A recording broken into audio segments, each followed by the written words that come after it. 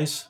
In this tutorial, we will go over two graphical charts that you may consider to visualize categorical data. So let's get to it. So this is just a follow-up from the previous tutorial. So we are still going to use the data file called credit risk dataset.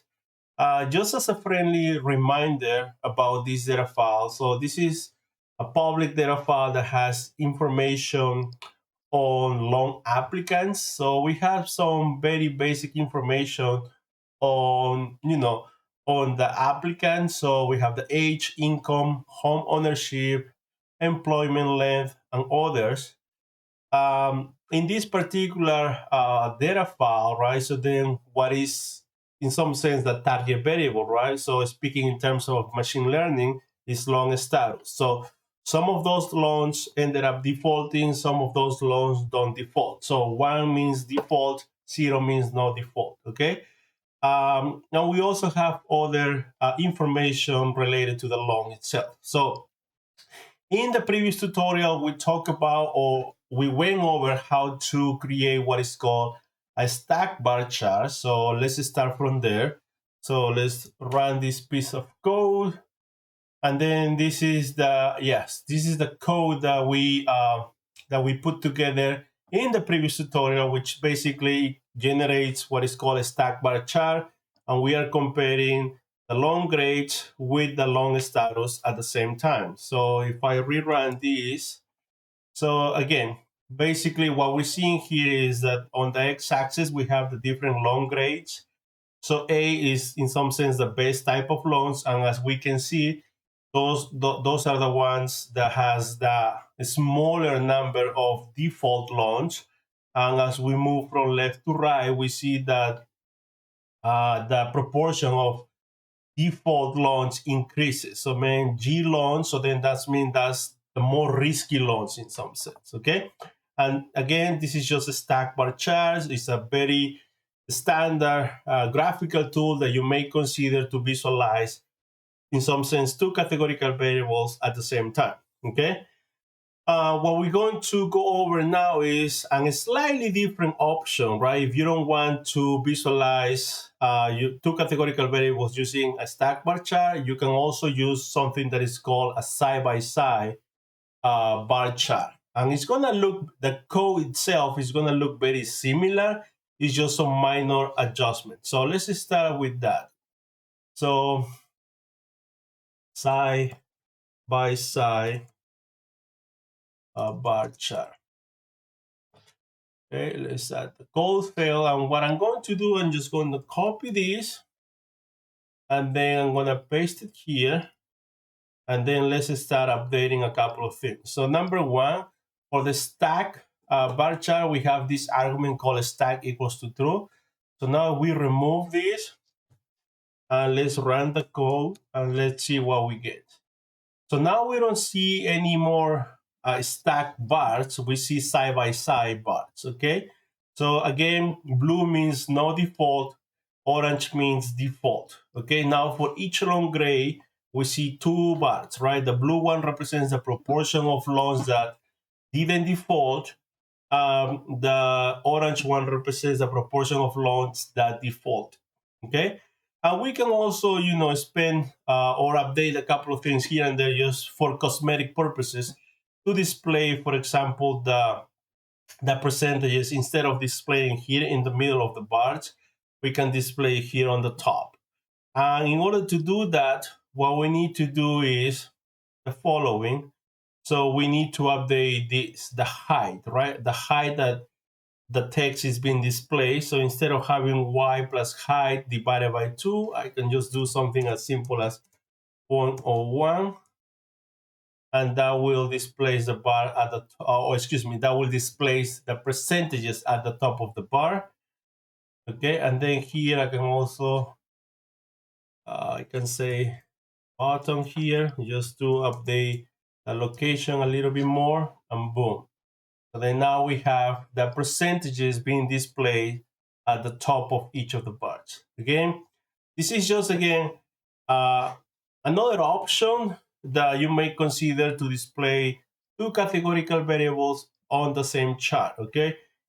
Stack bar charts, they are very popular, but side by side is also popular, okay? Which one is the one that you need to use? I don't know, okay?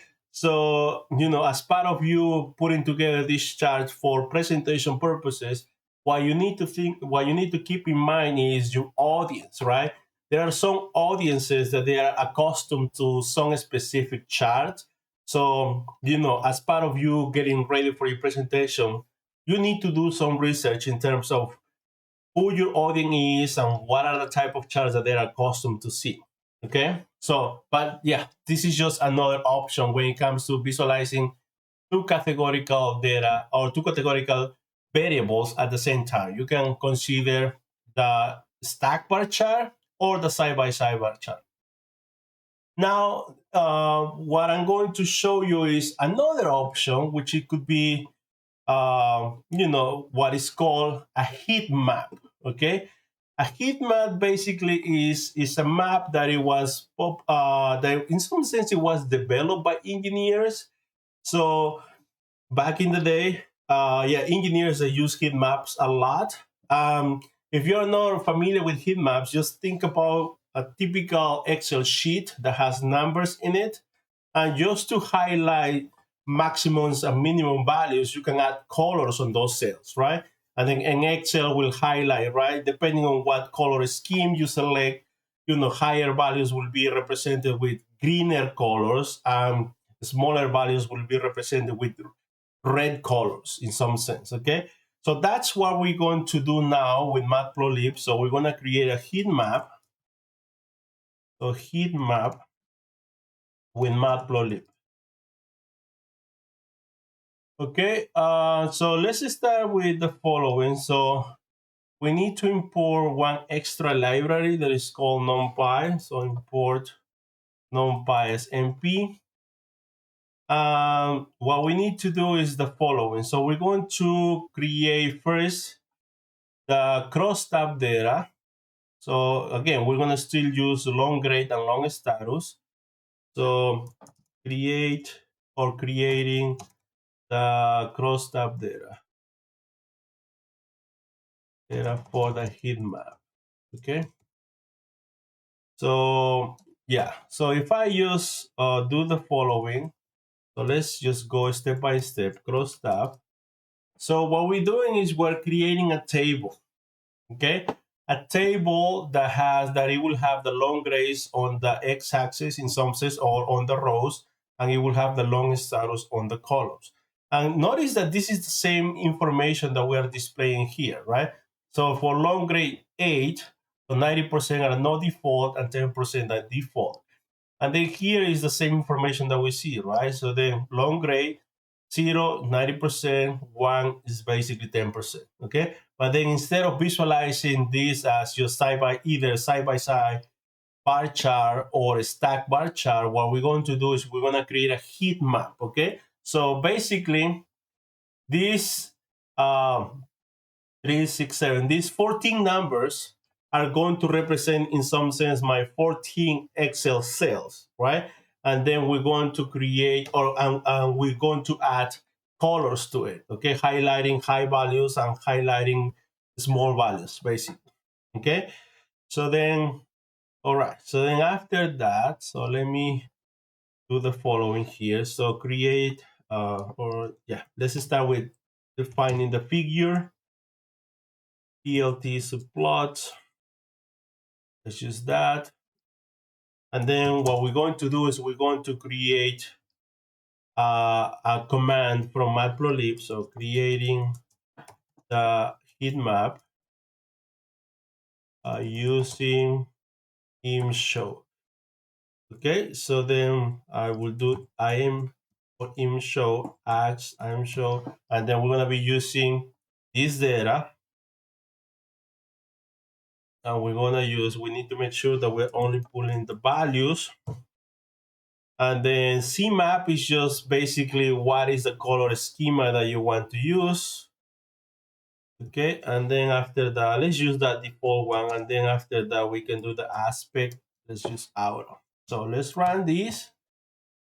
This is basically what we get. Okay, so we have numbers going from 0 to 6, right? And this basically represents the long grade. Okay. Then the CMAP, yeah, the colors that we see here are based on this particular schema. So we can update this to something else. What I use in the past is the following. So really y, is me uppercase Y, and then is LB U underscore R. So yeah, so this is another standard ones that go from red, blue, and a little bit of orange. Okay, so now what we're going to do is just basically we're gonna add cosmetics to this. Okay, and again, that this is something that you need to play with it. I mean, there is not like a standard formula that you need to follow. It's just you start playing with it until in something it looks like the way that you want it to look. Okay, so setting the ticks and labels. So what I'm going to do is put ads that gives me that set x ticks underscore f ticks, and then we're going to use columns. Okay, now let's see what we got here. Okay, now we see 0 and 1. Okay, then next we're going to set the y fix, and we're going to use the index for that. Okay, and then so that's basically we're setting where do we want to display the labels. So we're setting the ticks, and now we're actually going to display the labels. Okay, now we have A, B, all the way to G, and 0 and 1. Okay, for the thick labels on the X axis, so here I want to display the following: no default, 0 represents no default, and 1 represents default. So I can use the following here. I can manually enter that as no default. No default is 0, and then default, which is 1. And now we have those two labels. Okay, so we're almost there. Now what we need to do is we need to annotate the percentages, right, just to make it clear. So in the same way that we annotate the percentages here, either at the top of the bar or in the middle of each of these bars, like here. So we're going to do something very similar here. We're going to annotate the percentages here. Okay, and the way to do that is just with a for loop. Okay, there is no other way around it. Okay, so adding the annotations. So here we go. So we start with that. So then we use a for loop that we are running, or we are looping through the rows first, and then we're looping through the columns here. And then we're going to be annotating the values, and we're going to be displaying this as a percentage. Okay. And then, yeah, this is the color that we want to use, black. We're going to display this in the center. So let's run this. And now here we have the percentages, okay?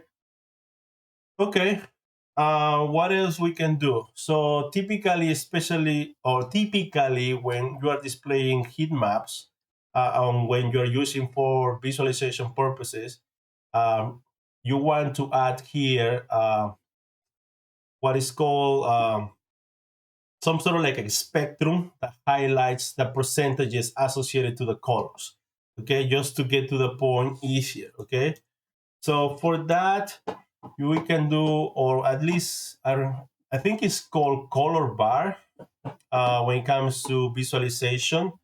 So let's add that. So adding a color bar, so we just need to do color bar. That's the command, and here we have it. Okay, so then again, it will help the end user or your audience to easily make the connection between the colors and the percentage associated to it. Okay, and then we can also add a label to the color bar just to highlight that those has to do with proportions of to proportions. Okay, so we can do C bar and then it will be set label proportion. And then we can display this. Let's use that. Okay, so it says proportion. Yeah, just to highlight that again, those numbers are proportion related. Okay. What else we can do here? We can also add a title, right, just to make things clear. And then long grade. So yeah, we add the title here, and we can make it a little bit bigger. So font size, we can make it 16. Oops, what happened? Forgot a comma. So okay, now it's a little bit bigger. Yeah, so this is what is called a heat map. Okay, so again, we are displaying two categorical variables at the same time. So on the y-axis, we have long grade. On the x-axis, we have long status. And yeah, so we have different colors that is highlighting the proportions associated to them. Again, this is just another option that you may consider to display two categorical variables at the same time. So you can either, again, consider a stack bar chart, or you can consider side-by-side bar chart, or a heat map like this one. Okay, which one is the one that you need to use? I don't know. Okay, it all depends on your audience. It depends on what type of chart they are familiar with. Okay, so my recommendation is always that use the chart that they are familiar with, so then that way the message can be delivered quicker.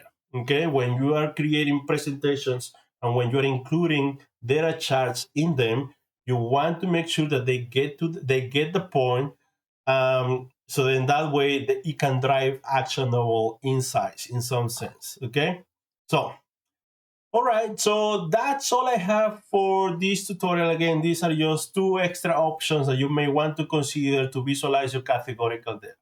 Okay, so that's all I have for this one. See you on the next one.